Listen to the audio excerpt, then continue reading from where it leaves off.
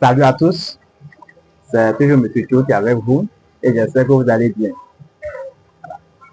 Je vous demande d'aller vous abonner sur mon compte Facebook, TikTok, même YouTube.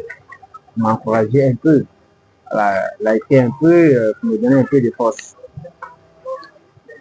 Ici, dans cette vidéo, on va juste parler des solutions de l'équation différentielle qu'on a établies dans la précédente vidéo.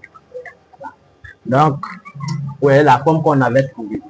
Et on va donner l'expression de la solution de cette équation et définir les grandeurs qui y trouvent. Donc, ici, la première forme, on a Q de T est égal à QM cosinus 1 sur racine de LC T plus 6. Alors, voici, on peut donner la solution de cette équation différentielle sous cette forme. Ou bien, on dit Q de T est égal à QM sinus 1 sur racine de LC T plus 6. Voilà. Voici les deux formes que on va toujours vous donner. Ou bien si on vous dit de proposer une autre solution de cette équation différentielle, vous prenez une de ces expressions.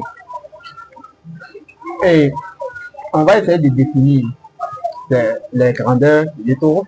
On a Q de T, on a QM, on a 1 sur racine de LC, on a I. Voilà. Qu'est-ce que c'est lettre définie? Donc ici, on voit que Q de T, c'est quoi? Q de T, c'est la charge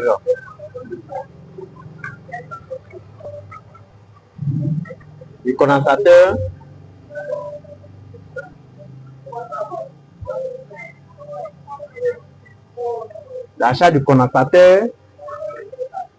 à un instant quelconque.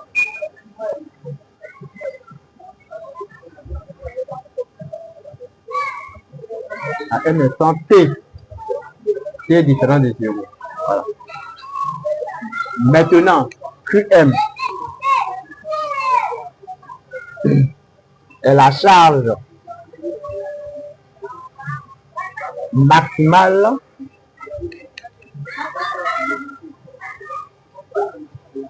du condensateur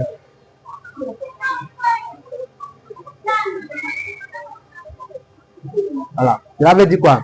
Lorsque le condensateur est chargé,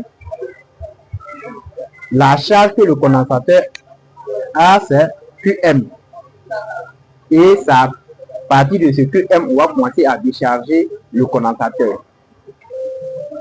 Après ça, on a cette expression qui est là. Et généralement, on pose cela comme oméga 0. Donc, on va dire que oméga 0 est égal à 1 sur la racine de LC. Voilà. Et ça, on appelle ça la pulsation propre. Oméga 0 est appelé la pulsation propre. Pulsation propre. La pulsation propre.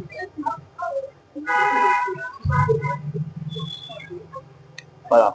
Oméga 0 est appelé la pulsation propre. Et après ça, on a phi.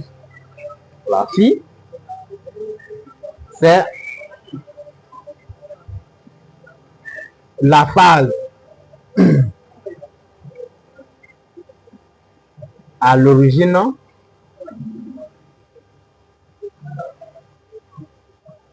des dates.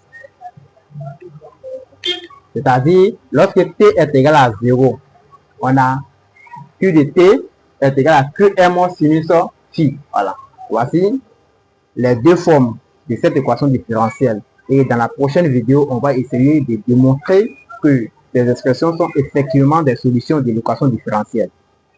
Merci et à la prochaine vidéo.